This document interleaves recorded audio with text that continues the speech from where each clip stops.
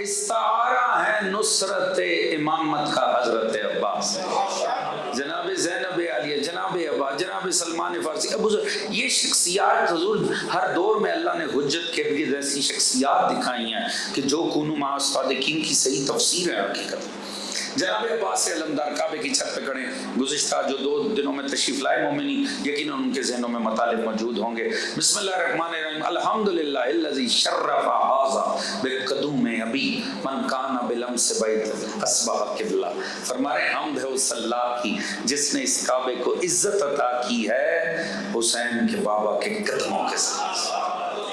من کان بالامس بیت اصبح، اللہ جانے کب سے ایک خالی مکان تھا، ان کے بابا کے قدم کیا لگے یہ قبلے میں تبدیل ہوا۔ عباس بتا رہے ہیں روح کعبہ حضرت امیر المومنین علی ابن ابی طالب کی ذات مقدس ہے۔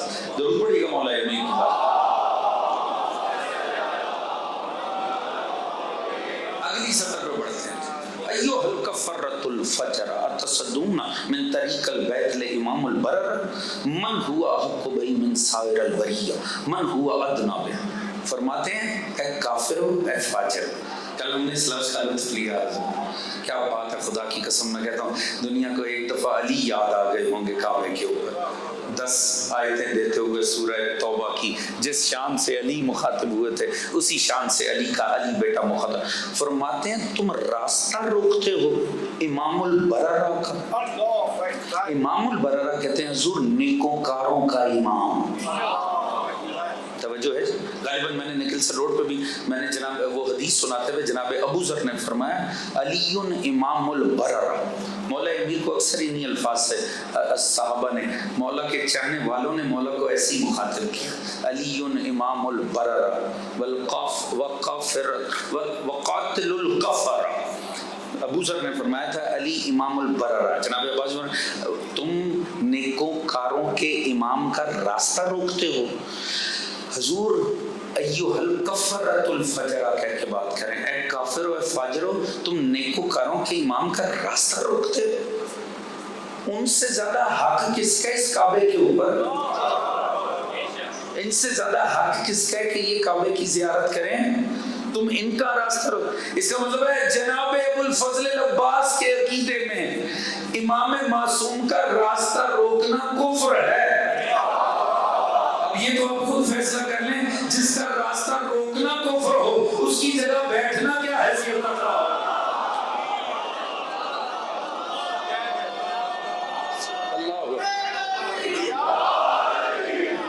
توجہ ہے، فرمانے ولو لم تکن مشیت مولائی مقبولۃ من مشیت الرحمن۔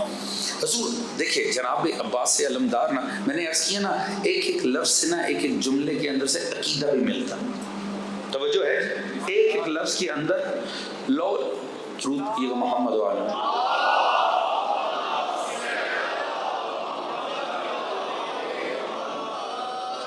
من ہوا ادنا بے، کس یہ ان سے زیادہ قریب کون ہے کعبے کا؟ من ہوا ادنا من ہوا سائر البریہ ولو لم تکن مشیت مولا مجبولۃ من مشیت الرحمن کالسکر الغضبان علی عصافیر الطیران۔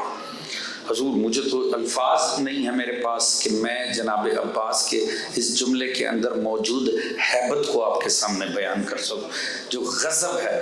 فرماتے اگر میرے مولا کی مشیت تابع مشیت رحمان نہ ہو کالسکر الغضبان علی عصافیر الطیران، میں تمہیں ایسے آلوں جیسے بکھرا ہوا عقاب ڈری ہوئی چڑیوں کو پکڑ لیتا۔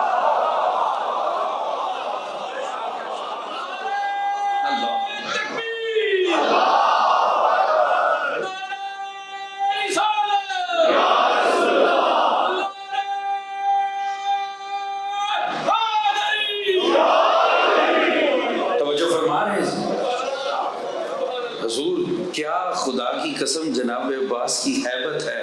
حضور فرما رہے ہیں کہ اگر میرے مولا کی مشیت تابع مشیت رحمان نہ ہو تو میں ایسے آلوں جیسے ڈری ہوئی چڑیوں کو بپرا ہوا عقاب پکڑ لیتا۔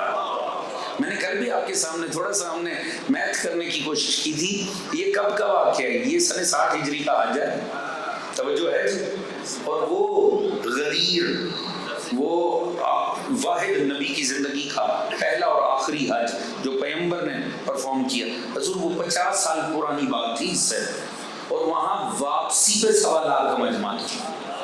توجہ ہے جی، جبکہ اسلام کا دائرہ کار کیا تھا؟ سرزمین حجاز، مکہ، مدینہ، طائف، کچھ حصہ یمن کا بس، اور اس کے بعد ساری فتوحات، سارے لشکر کشیاں اور تمام پھر یہ بھی اور وہ بھی، ہمیں آج تک فخر سے سنایا جاتا ہے سندھ سے لے کے یورپ تک اور یہاں سے لے کے وہاں تک افریقہ، سارا افریقہ تو، اور جناب یورپ کی سرحدوں کے قریب پہنچنے والے تھے، سارا افریقہ کور ہو چکا تھا۔ تو اب سوچئے کتنی آبادی ہونی چاہیے، اور حج کا بھی تناسب اس حساب سے نکالیں تو لاکھوں لوگ بنتے ہیں حضور، لاکھوں لوگ۔ اگر غدیر میں واپسی پہ 1.25 لاکھ تھے تو 1.5 لاکھ تو وہاں پر بھی ہوں گے نا۔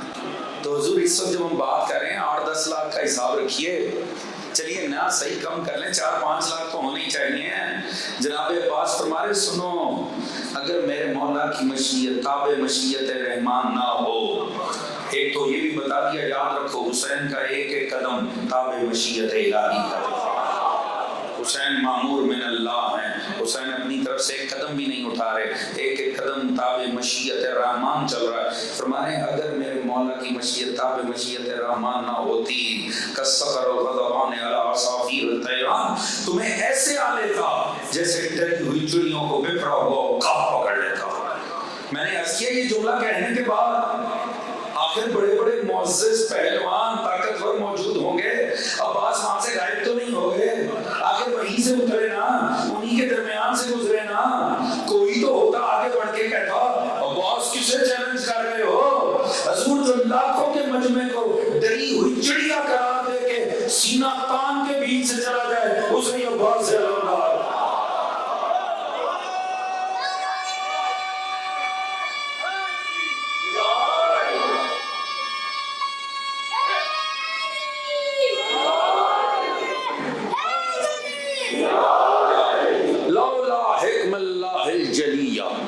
اسرارہ العلیہ و اختبارہ البریہ قد استلم الناس الحج والحجر یستلم یدہ۔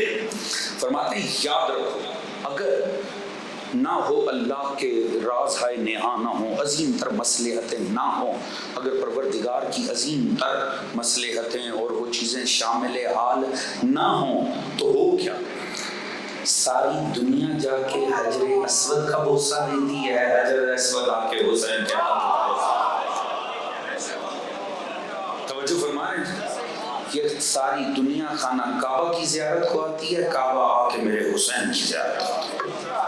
توجہ فرمائیں، میں نے پہلی مجلس میں بھی عرض کیا تھا، کسی جذباتی خطیب کی باتیں نہیں ہیں حضور، خطیبوں کا تو کام ہے جذباتی باتیں کرنا، یہ فقیہ ہے، آل محمد کے جملے ہیں اور معصوم کے سامنے کھڑے ہو کر استعارتاً کنایتاً بھی خلاف حق بات نہیں کر سکتے۔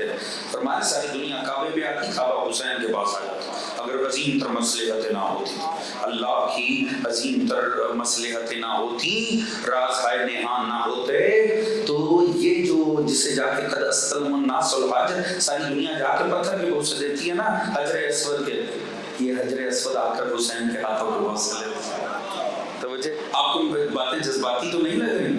اگر میں اسی کو قرآن سے آپ کو دکھا دوں، توجہ فرما رہے ہیں، جناب علمدار کا جملہ ہے، ملا اسے قرآن کے ساتھ لطف آیا حضور پاک میں، درود پڑھیے گا محمد و آل محمد۔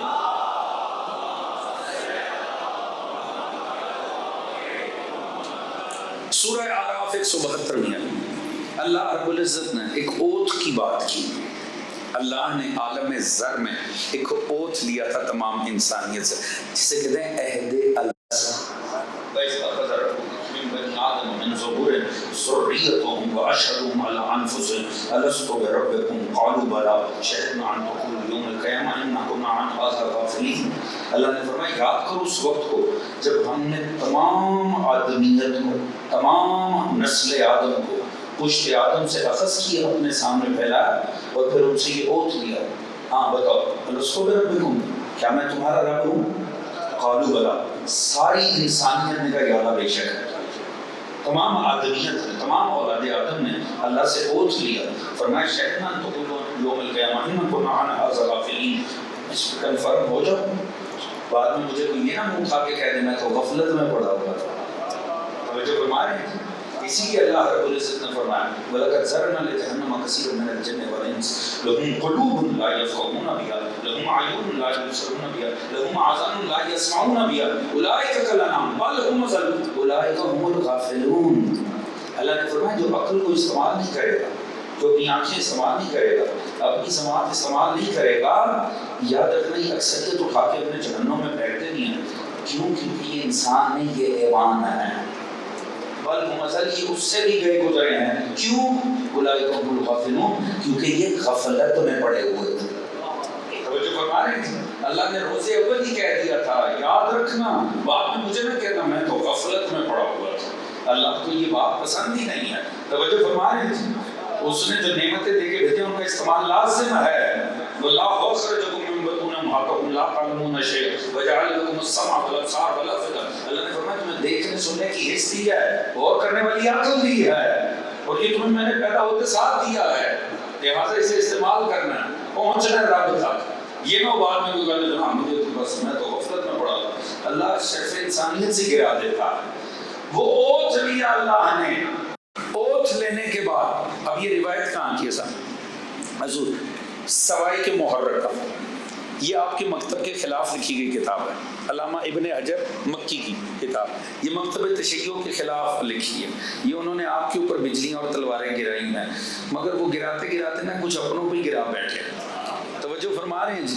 حضور فرماتے ہیں کہ ایک دفعہ جا کے یہ مل جاتی ہے آپ کے لاہور شہر میں مل جائے گی آپ کو کتاب خانے سے, سوائی کے محرر کا معروف کتاب ہے, تشیعوں کے خلاف لکھی گئی. فرماتے ہیں کہ ایک دفعہ دوسرے خلیفہ کعبۃ اللہ پہ تشریف لائے, تمام ادھر حجاج بھی موجود تھے, وہ آئے اور انہوں نے حجر اسود کو بوسہ لیا, اور حجر اسود کو بوسہ لینے کے بعد وہ کہنے لگے, اس سے مخاطب ہو گئے, اے پتھر میں جانتا ہوں تو نہ نفع دے سکتا ہے نہ نقصان دے سکتا ہے. اگر میں پیغمبر کو تجھے بوسہ دیتے ہوئے نہ دیکھتا تو میں نہ تجھے چومتا. توجہ فرما رہے ہیں بھائی, کیا بات ہے, سنت رسالت کی مطلب اتباع میں یہ کام ہو رہا ہے. وہ فرما رہے ہیں ویسے تو نہ نفع دے سکتا ہے نہ نقصان دے سکتا. قسمت اچھی عالم اسلام کی یا پتھر کی, وہی کھڑے تھے امام کائنات علی بن ابی طالب علیہ السلام. اللہم صلی علی محمد. توجہ فرما رہے ہیں حضور مولا امیر المومنین نے مخاطب ہو کر کہا, ابن خطاب آپ کیا فرما رہے ہیں, یہ نفع بھی دے سکتے ہیں, یہ نفع بھی دے سکتا ہے نقصان بھی دے سکتا ہے. وہ تعجب سے کہنے لگے یا علی یہ پتھر نفع اور نقصان دے سکتا ہے؟ سوائے کے محرکہ کی روایت. انہوں نے کہا بالکل یہ پتھر نفع بھی دے سکتا ہے نقصان بھی دے سکتا ہے. کہ وہ کیسے, کہاں لکھا ہے؟ توجہ فرما رہے ہیں. مولا نے فرمایا قرآن میں لکھا ہے. قرآن میں کہاں پہ کہ حجر اسود پائے نفع بھی دے سکتا ہے اور نقصان بھی دے سکتا ہے؟ آپ نے فرمایا آپ نے سورہ اعراف نہیں پڑھی, اللہ نے عہد الست لیا تھا. کہا بالکل لیا تھا. کہا عالم زر میں عہد الست ہوا تھا نا؟ سرکار بالکل ہوا تھا. فرمایا کہ جب وہ سب نے عہد کر لیا نا اور قالوا بلا کہہ دیا, تو اللہ نے ملائکہ کو حکم دیا ان سب کے نام لکھ لو. یہ جتنوں نے میرے سے اوتھ کیا نا ان سب کے اسماء لکھ لو. جب وہ سارا رجسٹر تیار ہو گیا نا, اللہ نے جنت سے ایک پتھر منگوایا, اس پتھر کے سینے میں وہ سارا محفوظ کر دیا.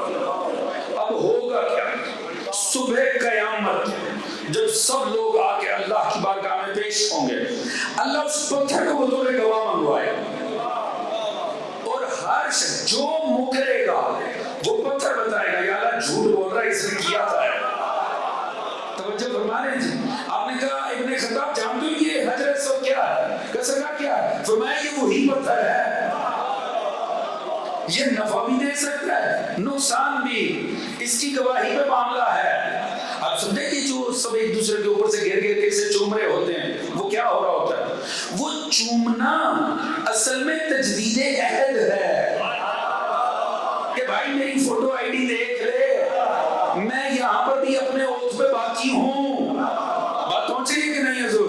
حضور وہ تجدید عہد ہے وہ چومنا. اب سمجھ میں ہے جناب عباس کیا فرما رہے ہیں, قد استلم الناس الحجر والحجر یستلم یدیہ. ساری دنیا جا کر اس کے بوسے دیتی ہے, تجدید مصلحت نہ ہو، رازین آنا ہو، یہ آ کے حسین کے ہاتھوں کے بوسے لے۔ وہ بوسہ لینا تجدید عہد ہے۔ حضور تعجب کی کیا بات ہے، پتھر کی لوکیشن کیا تھی؟ جنت سے آیا تھا، پتھر ہے جنت کا، حسین کیا ہے؟ الحسن والحسین، سید عاشق، ساری دنیا جا کے اس کے بوسے دیتی، وہ آ کے اپنے مالک کے ہاتھوں کو بوسے دیتا۔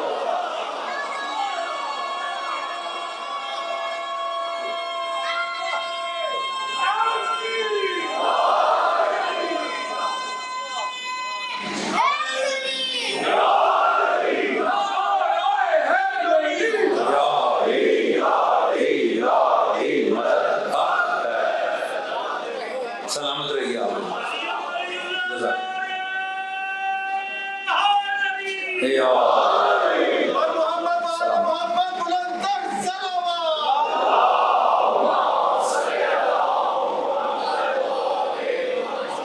توجہ فرما رہے ہیں حضور؟ تو حضور یہ کوئی جذباتی بات نہیں ہے، یہ حقیقی بات ہے۔ وہ جنت کا پتھر ہے، حسین مالک کے جنت ہے۔ کیا بڑی بات ہے، وہ آ کے حسین کے ہاتھوں کے بہت سے بات پہنچ رہی ہے حضور۔ حضور دیکھیے گا، فرمایا اس سے زیادہ حق کس کا ہے؟ اللہ کی عظیم تر مصلحت نہ دنیا کعبے کی زیارت ہو جاتی، یہ کعبہ حسین کی زیارت ہوا۔ کعبے کی عزت بچانے والی ذات ہی حسین ابن علی ہے۔ توجہ فرمائیں، آقا ویسے بھی وہ ہے جو ضرورت اور مجبوری میں ہو۔ حضور کعبے سے زیادہ اچھی جگہ شہید ہونے کے لیے کوئی ہو سکتی ہے؟ دیکھیے امام مدینے میں ہی بتا چکے، آپ کے مشورے دیے جا رہے ہیں، سرکار ایسے نہیں ایسے کر لیں، ایسے نہیں ویسے کر لیں۔ امام فرما رہے سنو، میں کسی بیل میں بھی چلا جاؤں گا، یہ الفاظ ہے، کسی سوراخ میں بھی چلا جاؤں گا، یہ وہاں پر بھی مجھے قتل کرے گا۔ اس کا مطلب ہے امام کو کنفرم ہے شہادت۔ تو اب پیچھے رہ کر کیا گیا ہے؟ جائے شہادت۔ کوئی کہہ رہا سرکار وہ بارڈر کی جانب چلے جائیں، کوئی کہہ رہا پہاڑوں پہ چلے جائیں، کوئی کہہ رہا بستیوں میں چلا کے فلاں علاقے کی بستیوں میں چھپ جائیں۔ امام فرمائے شہادت تو وہاں پر بھی کنفرم ہے، جب کہہ دیا میں کسی سوراخ میں بھی چلا جاؤں۔ تو اب امام نے صرف جائے شہادت کا انتخاب کرنا ہے، شہادت کنفرم ہے۔ حضور یہ اولیاء خدا کا وتیرہ ہے، چاہے وہ دور ہو، چاہے 2026 ہو، جب شہادت کنفرم ہو نا، اولیاء خدا جائے شہادت خود سے سلیکٹ کرتے ہیں۔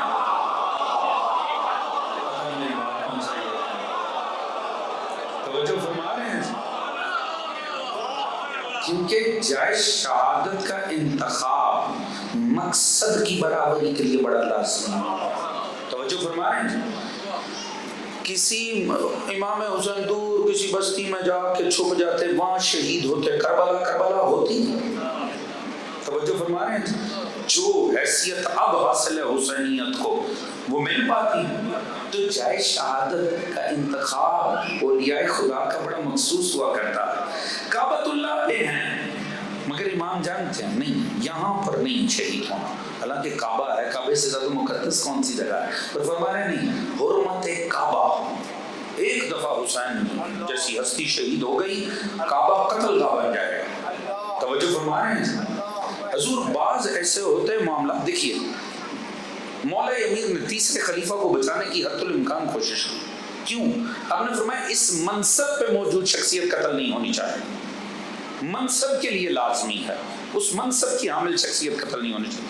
حضور بعض جگہوں کا، بعض عہدوں کا سٹیٹس ایسا ہوتا ہے کہ وہاں پر قتل اس جگہ کی یا اس عہدے کی سینٹیٹی کو، اس کے مقدس پن کو تباہ کر کے رکھ دیتے۔ امام حسین اور آپ نے عبداللہ ابن زبیر کو کہا دیکھ تو وہ بکرا نہ بن جائیں، کہ جو وہ دمبا نہ بنی جو یہاں پہ قتل ہوگا۔ اس نے کیا کیا؟ عبداللہ ابن عباس، عبداللہ ابن زبیر اور امام حسین۔ حضور کلاسک مثال ہے آپ کے سامنے، وہ چھپ رہے کعبے میں، امام چھوڑ رہے ہیں کعبے کو، اس نے کعبے کا سہارا لیا اپنے لیے۔ جناب امام نے کعبے کو بالکل سہارا نہیں بنایا۔ امام سے زیادہ بھائی اس سے زیادہ کیا بہترین جگہ ہو سکتی تھی کہ آپ بالکل کعبۃ اللہ کے اندر بیٹھے ہوئے ہیں؟ نہیں، آپ سے رات جانے چلے گئے مگر کعبے میں شہادت کو پسند نہیں کیا، کیوں؟ تقدس سے کعبہ بچایا۔ عبداللہ ابن زبیر چھپا کعبے کے پردوں میں، وہ وہاں نہیں بچا۔ توجہ ہے کہ عبداللہ ابن زبیر کعبہ کے پردوں میں نہیں بچ سکا، حسین صحرا میں گئے، صحرائی محلہ بنا دیا۔ بات پہنچ رہی ہے؟ آپ دیکھیں آج طول تاریخ میں کربلا کا ایک الگ ہی مقام ہے، کربلا کی ایک الگ ہی شان ہے، ایک الگ ہی مزاج ہے کربلا کا۔ کربلا ہدایت کا ایک منبع و ماخذ بن گئی ہے۔ حضور میں نے اسی لیے میں نے کل بھی عرض کیا تھا، اس امت کی سب سے بڑی غلطی اگر آپ شمار کریں گے 8 ذی الحجہ سن 60 ہجری، اس امت کا سب سے بڑا بلنڈر، کاش یہ اس کو تھوڑی غیرت دکھا لیتے نا۔ انہوں نے تب نہیں دکھائی، انہوں نے اب بھی نہیں دکھائی، کیونکہ دکھا سکتے ہی نہیں ہیں۔ اگر 8 ذی الحجہ سن 60 ہجری دکھائی ہوتی تو 2026 میں ان کی اپنی نسلیں نہ امید سے دیکھ رہی ہوتی، کب غیرت جاگے گی؟ پتہ نہیں میری بات پہنچ بھی رہی ہے؟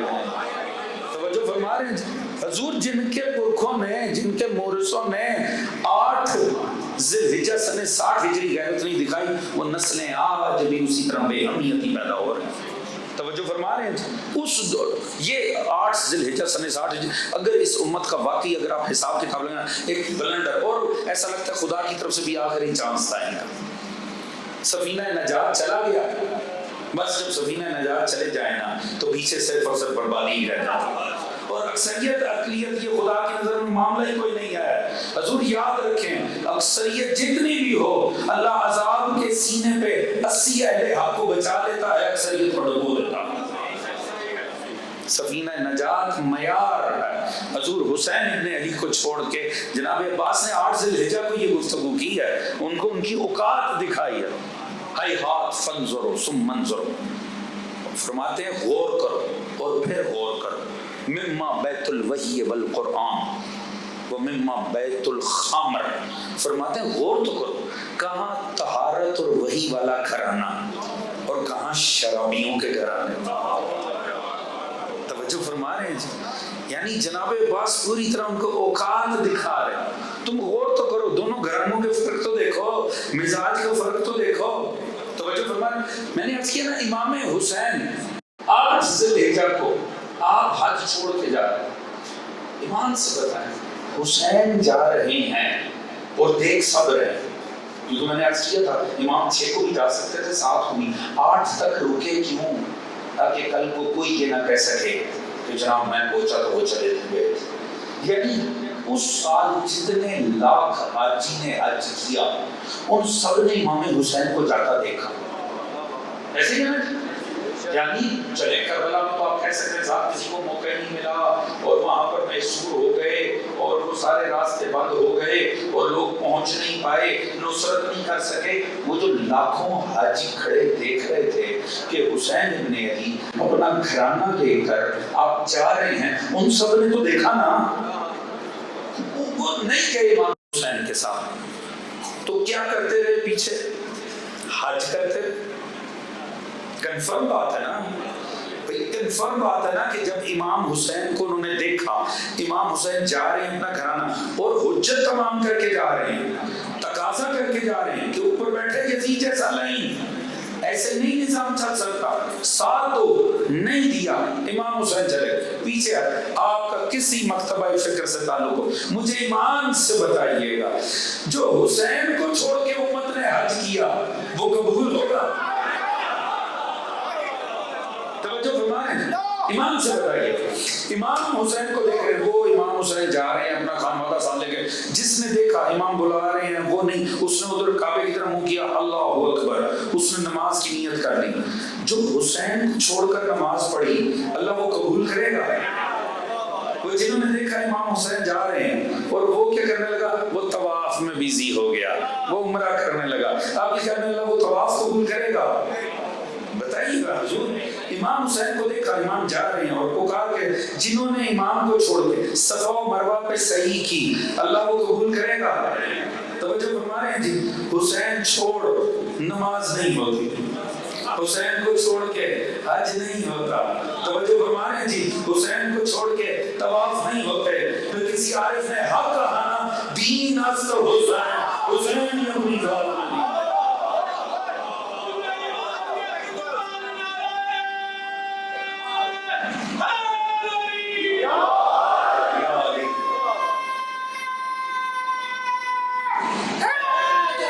या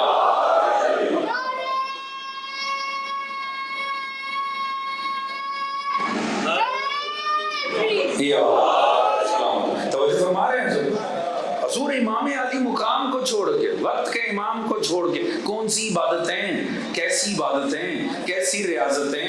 और देखें अल्लाह ने ज्यादा देर ही नहीं लगाई हजूर, कितना अच्छा लगा। देखिए मैं असल बेशर्म बेअहमियत अहले मक्का थे, और लफ्ज़ थे भी मैं तकल्लुफ़ नहीं लगा रहा हूँ।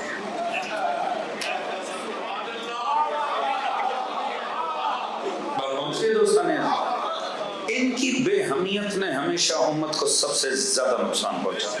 तवज्जो फरमाएं, बाकी सब भी हैं वो छोटे खबीस हैं, तवज्जो है जी, इनके बेहमियत पन ने हमेशा नुकसान पहुंचाया। मुझे ईमान से बताएं, अगर उठते इमाम है, और ये हमेशा अहले कूफा को कटहरे में खड़ा करते हैं, कूफियों ने, ये खबीस खुद क्या करते हैं हमेशा, तवज्जो है जी, ये कभी गैरत का मुजाहरा नहीं करते, गैरत नाम की चीज से आ रही है ही नहीं कर।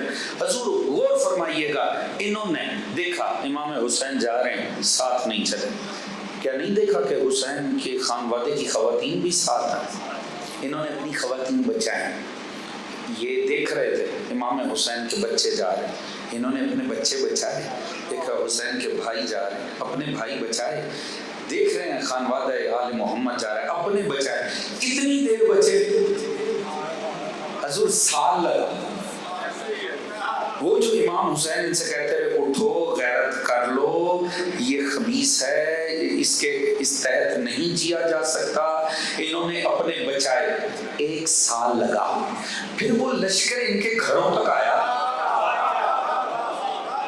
जरा गौर फरमाइएगा मेरी बात के ऊपर। हजूर देखिए इमाम हुसैन 28 रजब को मदीना तर्क करते हैं, आप मक्का जाते हैं, 4 माह 10 दिन मक्का में गुजारते हैं। 8 ज़िलहिज्जा सने 60 हिजरी आप मक्का तर्क करते हैं। 2 मुहर्रम सने 61 हिजरी करबला पहुंचते हैं।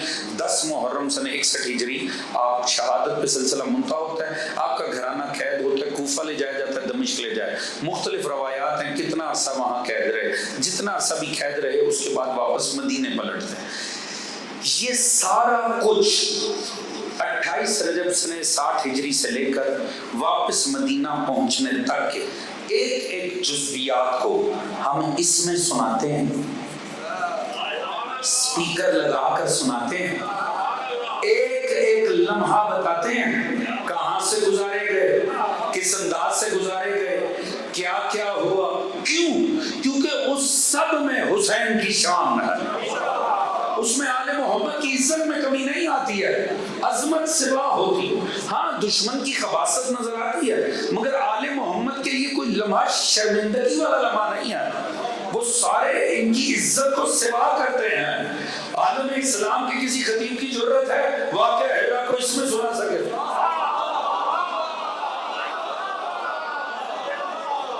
तो फरमाने अहले मदीना अहले मक्का सहाबा की औलाद के साथ क्या हुआ, बहू बेटियों के साथ क्या हुआ, कोई सुना सकता है? तारीख उठाकर पढ़ लें, सारी सियाकारियां लिखी हैं। तो जो फरमा रहे हैं जी, हजूर वो लश्कर जो हुसैन को मैदान में मिला, दुनिया के घरों तक पहुंचा।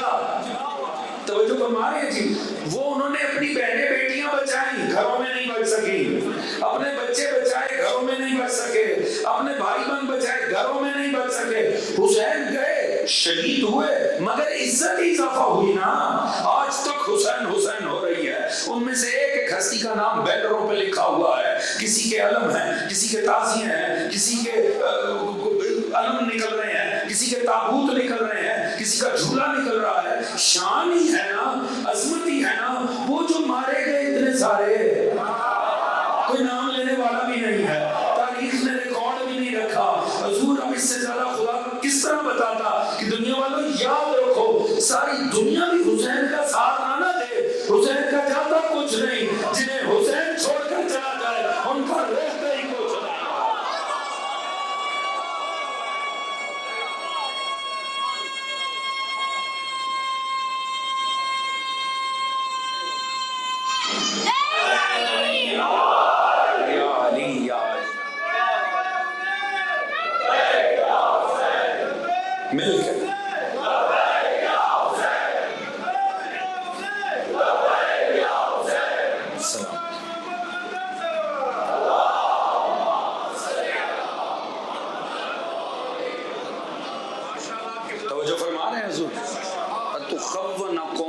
الابو فی الموت فی الطفولیہ فکیف کان فی الرجول.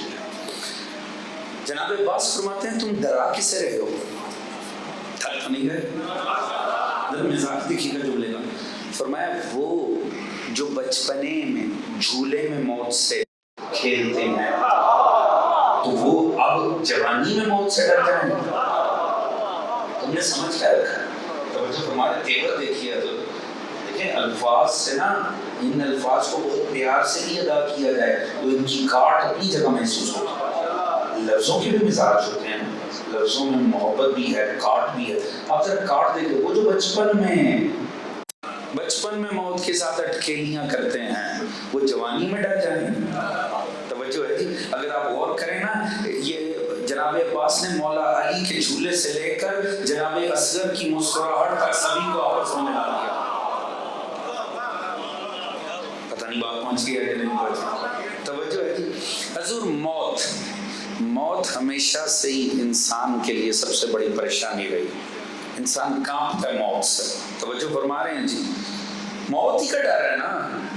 آج بھی بے اہمیت کیوں ہے امت؟ آج آ کے تو موت کا ہی ڈر ہے نا جی. اس سے زیادہ تو کچھ نہیں ہے نا جی. تو جو جان ہی ہتھیلی پہ لے کے پھرتے ہیں انہوں نے ڈرنا کس بات سے؟ حضور آج آ کے تو ڈرنا موت سے ہی ہے نا. کیا وجہ ہے 2026 تک یہ بے اہمیتی کیوں آئی امت کی؟ وہ جو سن 60 ہجری سے جنہوں نے اپنے بچائے تھے, کس چکر میں بچائے تھے؟ موت کا ہی تو خوف تھا نا.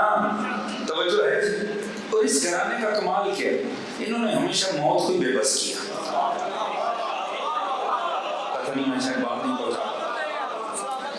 جناب علامہ علی نقی نقن اللہ کے درجات کو بلند فرمایا, انہوں نے حضور ایک بڑی خوبصورت بات کیا. دیکھیے میں ہمیشہ میری کوشش ہوتی ہے جب کسی عالم دین کا کوئی جملہ تو میں ہمیشہ نام لے کے, کیونکہ یہ ان کا اصال ثواب ہے اور یہ ہم جیسے طالب علموں کا فخر بھی ہے. ان کے جملوں کو زندہ رکھنا, منبر کے اوپر رکھنا, مجلسوں میں رکھنا, یہ ایک ذمہ داری بھی ہے اور یہ ہمارا فخر بھی ہے. انہوں نے بات جتنی لطیف کی. فرماتے ہیں کہ مولا امیر کی شجاعت پر بات ہو رہی ہے, مولا علی موت کو کیسے ڈیل کرتے ہیں. حضور فرماتے ہیں دنیا بھیس بدلتی ہے ہمیشہ تاکہ موت سے بچ جائے. توجہ فرما رہے ہیں جی. یہ انسان کی عادت ہے. انسان کیوں بھیس بدلتا ہے؟ ہمیشہ اس لیے بھیس بدلتا ہے تاکہ موت ٹل جائے, موت سے بچ جائے. اچھا اب شاید جو ابھی جوان ہوئے ہیں ان کو تو نہیں, تھوڑا سا پہلے تک والوں کی اگر میموری کام کر رہی ہو تو انہوں نے تو بہت اچھے سے دیکھا ہوگا اس ملک میں جنہوں نے شریعت کے دعوے کر کے اٹھے تھے کہ نافذ کریں گے. جب ہمیں تو سرکاری ٹی وی پہ دکھایا گیا جب گرفتار ہوئے جنس کوئی اور تھی, لباس کوئی اور. اگر ذہن آپ کے